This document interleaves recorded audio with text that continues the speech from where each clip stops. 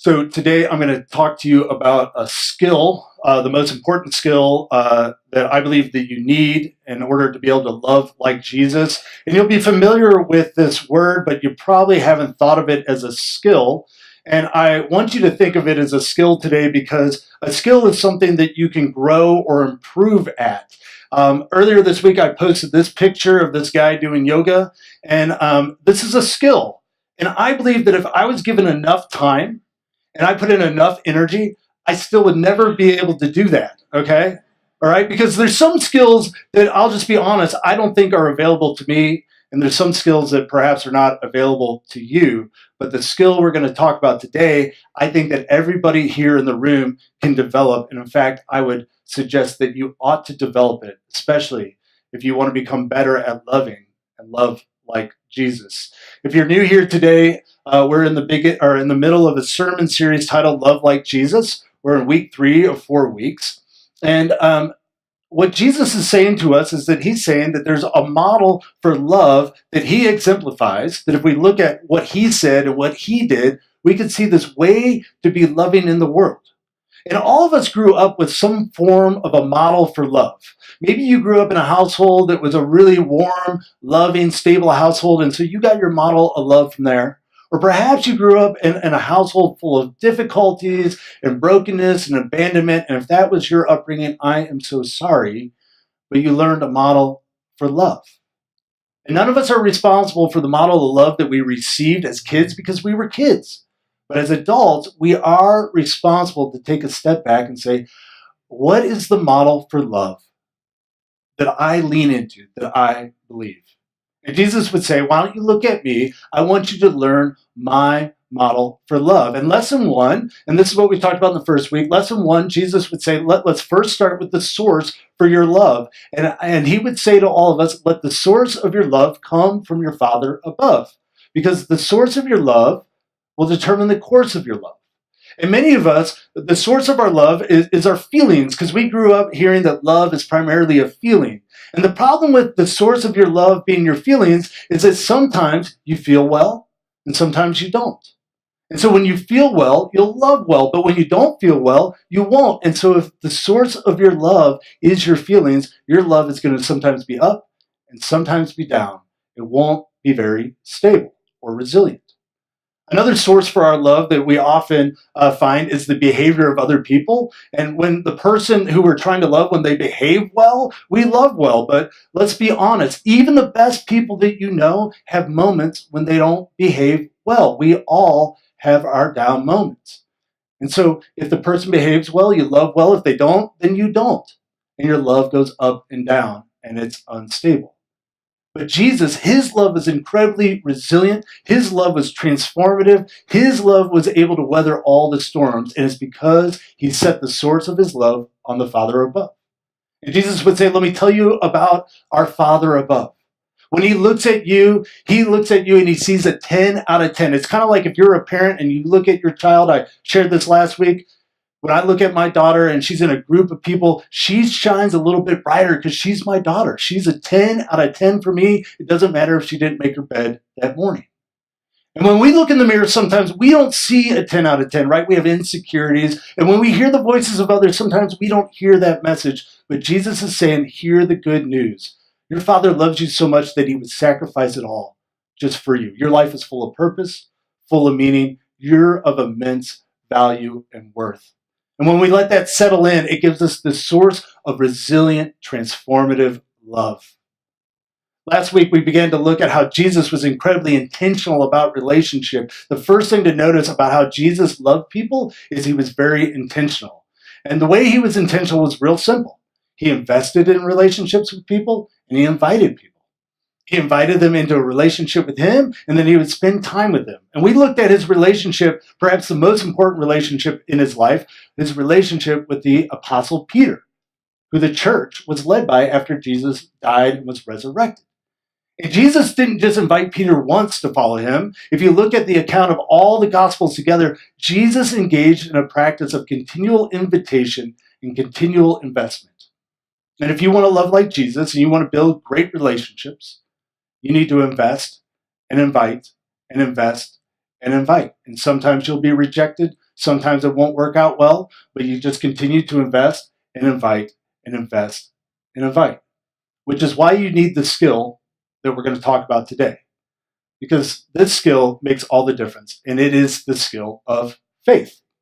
Faith is the most important skill when it comes to loving like Jesus. And I'll give you the definition that I gave to the kids again. Faith is simply doing what you can do and trusting God to do what only God can do. There's two sides of it. It's about doing and trusting. There's a famous scripture, if you've read on the topic of faith, by the author who wrote the book of Hebrews. And he gives this definition of faith, and I like it, but I think it's incomplete. Here's what he says. Now, faith is confidence in what we hope for, and assurance about what we do see. And I agree with that. I just think it's incomplete. Because the writer of Hebrews, here's what he's really talking about. He's talking about trusting in God. When we have hope or confidence in the future, we're trusting in God. But that's only one part of the practice of faith, the skill of faith. The other part is doing what you can do. It's both sides of it. Jesus, he was an incredible example of a person of faith. In Matthew, one of his disciples who wrote a gospel and account of the life of Jesus, he says this about Jesus. He says, Jesus began to show his disciples that he had to go to Jerusalem and that he had to be killed and raised on the third day. This is an example of the faith of Jesus. Let me show you. Jesus did the do. He went to Jerusalem. He went to Jerusalem. That's what he could do. You see, by this point in time in Jesus' ministry, there had already been attempts on his life. He knew that they were going to try to kill him at some point, and they'd probably prefer to kill him out of sight off in the wilderness. And so Jesus, he understood he needed to go to Jerusalem and confront the powers that be and make them do what they planned to do in front of everyone. He could go to Jerusalem. But think about that for a moment. Think about taking a road trip to a place where you knew that you were going to end up suffering and dying. How in the world are you able to do that? Well, for Jesus, it's because he also had an immense amount of trust in God. And he believed and he predicted that not only would he be killed, but that he would be raised again. Jesus was a man of incredible, incredible faith. Always able to do the one or two things he was able to do, and then trust God with the rest. It's a skill. Faith is a skill, the ability to do what you can do, and to trust God with only what God can do. Now, imagine that there's 100 steps between you and God, and forgive my graphic design, okay, that's supposed to be God. That's like a cloud with like a guy with a crown and like some, I'm not good at graphic design, but that's the best I can put together. How do you depict God anyways? But so there's God on one side and there's you, and imagine there's 100 steps between the two of you. Faith understands that God takes the 99. That in this relationship, you have a role, but God plays the primary role. That God is doing things in this world and teeing things up and involved in our lives. That's the perspective of faith, at least that Jesus had and that we're invited to. God takes the 99. But then the question is, for each and every one of us, will you take the one? Will you take the one? There's 100 steps between you and God takes the 99. Will you take the one?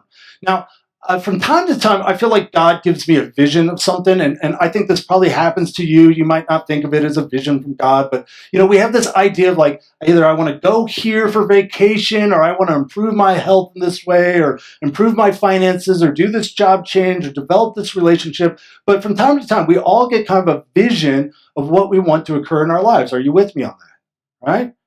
And here's what I've noticed. Maybe I'm unique in this, but maybe you share this with me.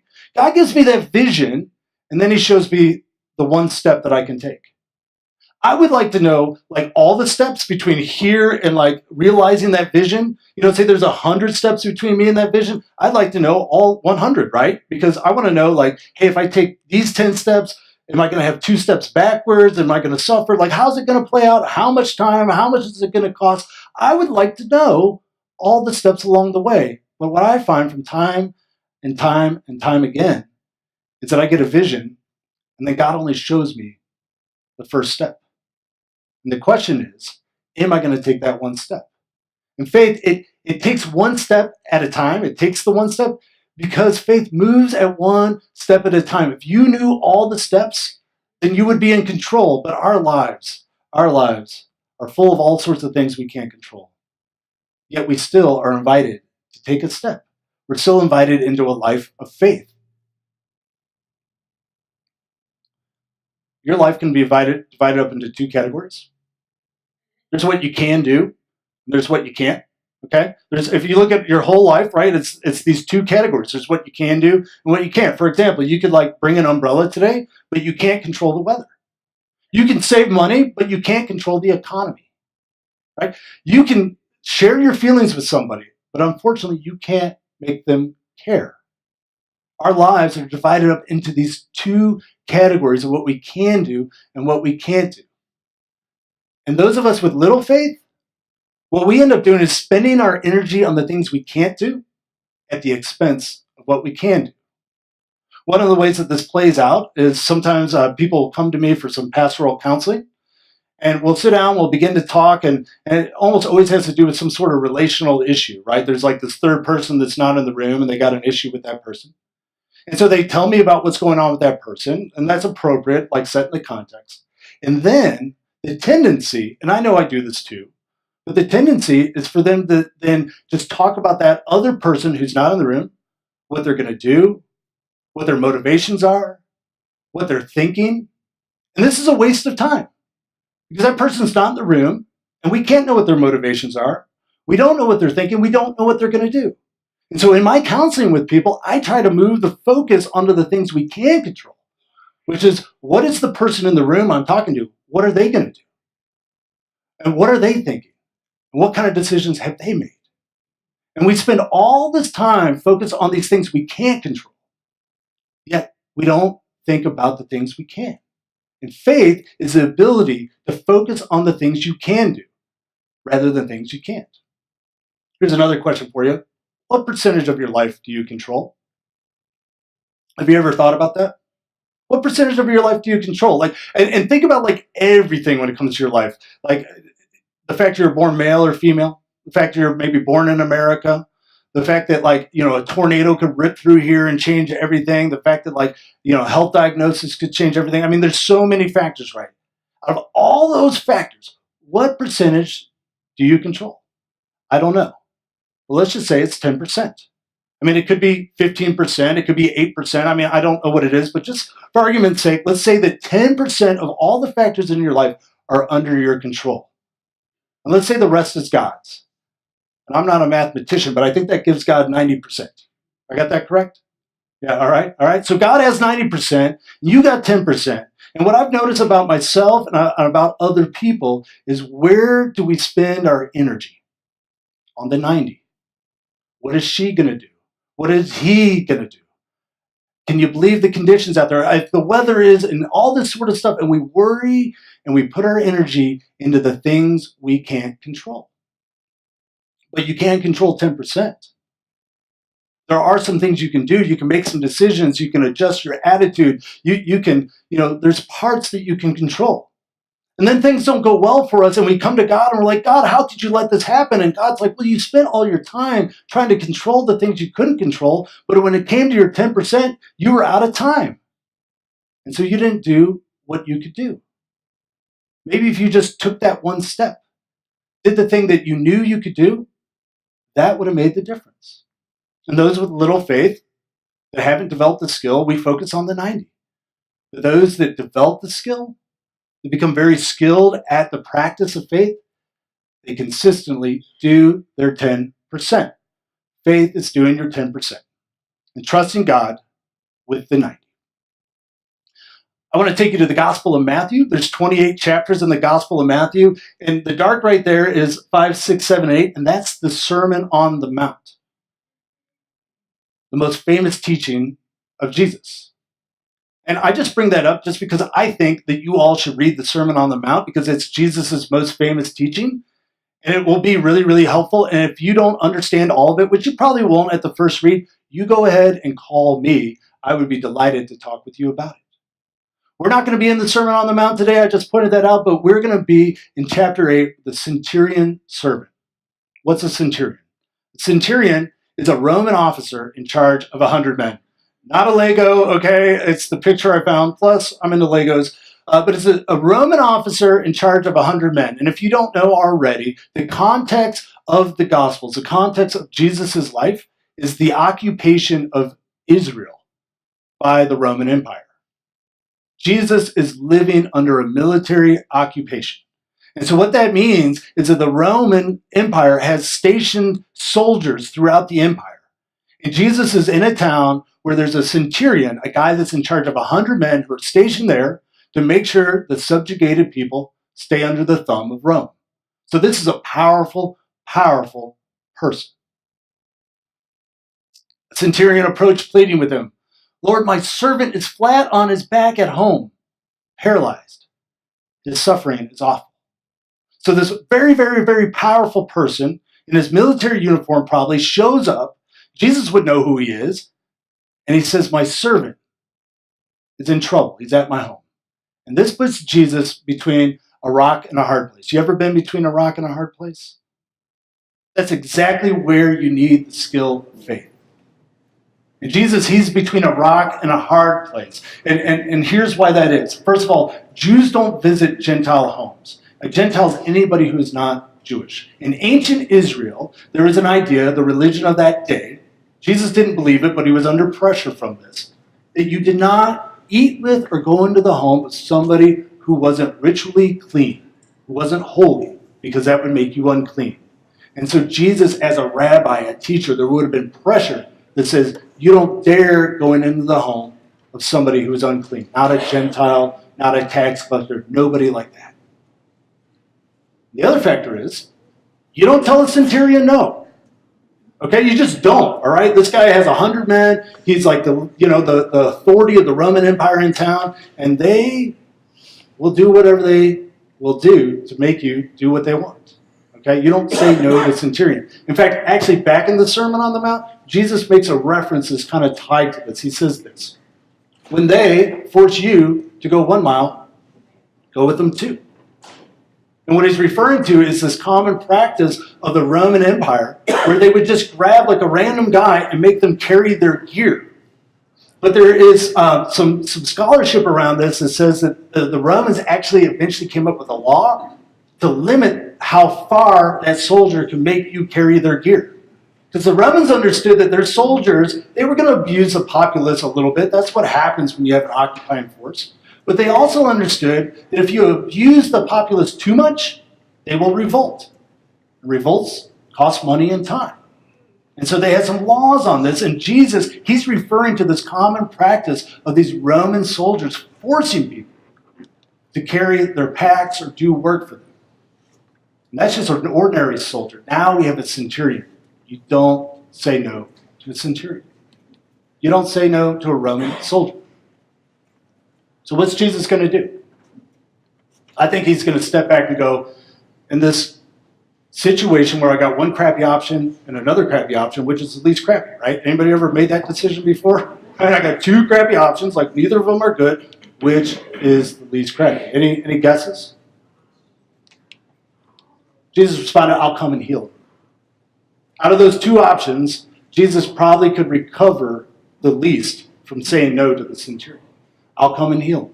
And in this moment, Jesus is practicing faith, right? He has to make a choice. He's got 2 crappy options on the table, like you have in your life at times, and you got to make a choice. So which one are you going to choose?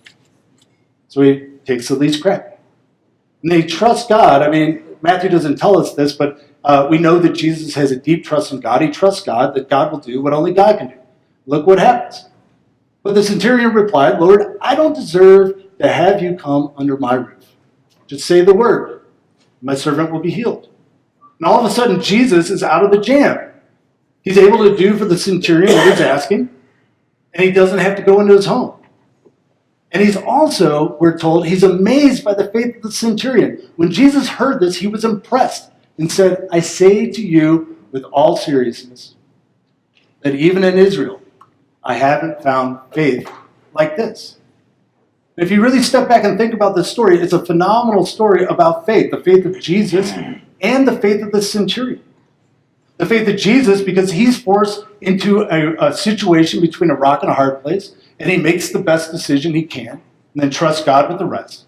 But the centurion also, he practices amazing faith. The centurion, he comes and asks for help. He does the part that he can do. His servant is hurting, and so he goes to find help.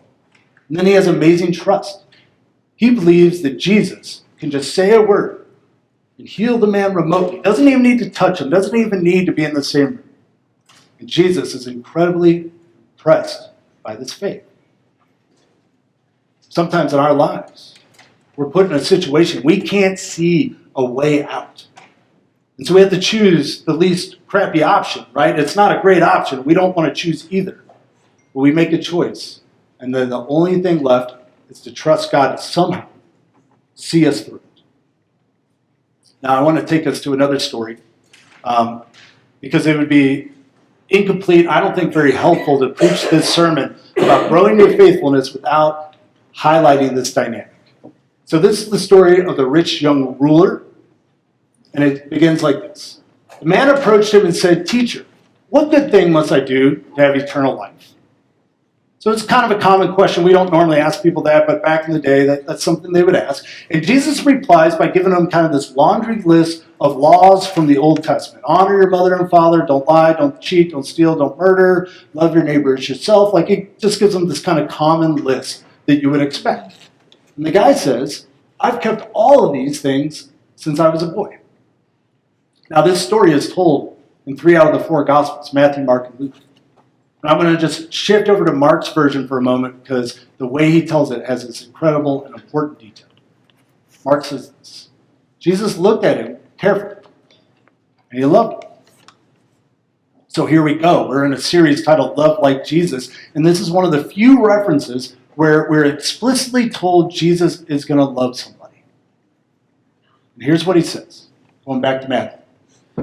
If you want to be complete, go sell what you own and give the money to the poor. Then you'll have treasure in heaven, and come follow me. Now this guy, okay, he's coming to Jesus. He claims to have kept all the laws since he was a little boy. So we might assume that this is somebody that actually has developed the skill of faith pretty well. And Jesus, he looks at him and he's thinking, what else is missing for this guy? And so he gives him this directive. He says, you want to really grow your faith? There's one last thing for you to do, and it has to do with your money, which is really not all that surprising because for many of us, that is like one of the last things that we hold on to because none of us feel like we have enough money, I'm included. And money actually does some things in our lives, doesn't it? I mean, it buys us things, it gives us some advantages, it gives us a sense of security, at least temporarily. And so for this guy, that was the last thing for him.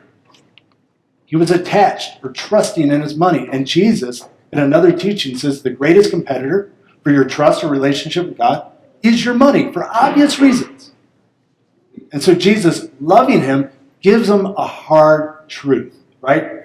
Think about how uncomfortable that must have been. You all are uncomfortable just because I talked about money for like 2 minutes, okay? Right? Think about how uncomfortable that is. We're told, but when the young man heard this, he went away sad because he had many possessions. He leaves, okay? He comes and seeks Jesus out, and Jesus loves him, okay? He takes a risk and loves him, and then the guy rejects him, and he leaves. And then in John's version, we hear this. And then Jesus chased after the man, and Jesus pleaded, don't leave, forget what I said. What do I know anyway? Believe that? You shouldn't, because I made that up. The story's not even in John. John 36, there's like 20 chapters, okay? But that's what we think that we should do sometimes. That's what we think that love requires at times. That we're truthful and honest and it doesn't work out well. And then we're required to chase that person down and be dishonest. But Jesus doesn't do that. He lets them go. He lets them go. And that's hard. It's really hard. But love has limits. Last week I talked about the example of God's love. God can love everyone, but you can't because you're not God. Okay, settle that. You're not God. And God's able to love everyone, but you have limits And the good news is you can love someone, you can love some people deeply in a transformative way, and you should. But your love has limits. Because you might have strong feelings of love for all of humanity, and I hope you develop that. But as Jesus talks about love, love requires action. Love is something we do. It requires our time and our presence. And you're limited with your time and your presence. And Jesus loves this guy, this rich young ruler. He tells him what Jesus thinks he needs to hear. And the guy rejects it. Jesus stays within his limits. Sometimes love requires you to let go. We need boundaries in our lives. To really love somebody sometimes requires confrontation or sharing a hard truth. And sometimes the practice of faith involves letting go. Because there's what you can do, right? And there's what you can't. And in this case, Jesus, he can offer his love by looking at this person carefully and discerning what is it that this person needs to hear. But he can't make the guy receive it. And even Jesus sometimes lets go. Faith is a skill you can grow. Something you can develop. You can get better at doing what you can do, taking that one step, and then trusting God with the rest. You don't have to be paralyzed when you're in between a rock and a hard place or you don't know how it's going to go. So let me ask you a few questions. What is the one step you can take? And you know what I'm referring to. You got something going on in your life and you want to make some progress on it. You got a vision for where you want to go. And the question is, what is the one step? Yeah, I know you don't know all the steps. You'll never get those. But faith is the ability to take the next best step. Here's another question. Do you do your 10%? Or do you focus on God's 90%? If you feel exhausted all the time, odds are you're focused on God's 90%. Right? You're trying to manage and control things you can't manage and control. And then you're frustrated because there was some things you could do, but you spent all your energy on the things you couldn't. So do you focus on your 10%? Or do you do your 10%? Or do you focus on God's 90%? Finally, what are you holding on to that you must let go of? The rich young ruler, it was, he could trust Jesus with everything except for his money. That's some of us. Others of us, it has to do with our time. It could be a relationship. It could be an attitude that we have, a habit. But we hold on to things when it's time to let go. Just imagine. Just imagine for a moment if you never missed an opportunity. You know what it feels like to have that regret that an opportunity has passed you by. Imagine if you've never missed an opportunity again. And imagine if you've never worried or wasted energy. Of course, you won't ever be perfect. But as you develop the skill of faith, you'll become far better at taking that one step that's there. Of having all your energy focused on the thing that you can do. And not be worried or overwhelmed or tired by all the things you can't control. To love like Jesus, you got to grow your faith, like the faith of Jesus. If you want to love like Jesus, there's a skill that we all need, and you can develop a skill, and it's the ability to simply do the one thing that you know you can do right here, right now, and then trust God with the rest. Because your role, the part that you can control, it needs all the energy that you have. Let us pray. God, we thank you for the example of Jesus. That he's not just somebody that we worship and sing about, but that he's somebody whose life we can look at, that we can think about, and that it can actually begin to lead us. Your life is complex and it can be difficult, and all of us find ourselves in places where it's like a rock in a hard place. So help us to trust you, Lord, and see clearly what it is that you have made possible for us to do. I pray for the individual that's here today that is just struggling with the decision and feels stuck. I pray that they might have the courage to step out and do what is available to them. Trust you with the rest. We thank you, Lord. In Jesus' name.